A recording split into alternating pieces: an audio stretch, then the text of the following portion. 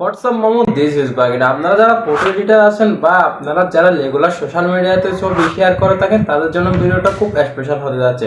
আজকে রেড রুমের সাহায্যে আপনাদেরকে খুব অল্প সময়ে একটি প্রফেশনাল ছবি এডিট করে দেখাবো। ছবি এডিট করার জন্য চলে যাচ্ছে মোবাইল স্ক্রিনে আসার পর রেড রুমে আমার ছবিটা ইম্পোর্ট করে নিয়েছে। আপনারা আপনাদের ছবিটা ইম্পোর্ট করে নেবেন, তারপরে বাকিগুলো ব্যাকগ্রাউন্ড মিউজিকের সাথে দেখতে থাকেন মন দিয়ে।